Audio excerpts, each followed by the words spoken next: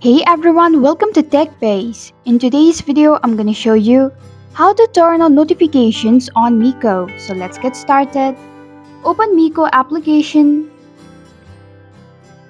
then press the profile icon at the bottom right. Then you'll see the gear icon at the top right. Tap on it. Among all of these options, select Notifications option.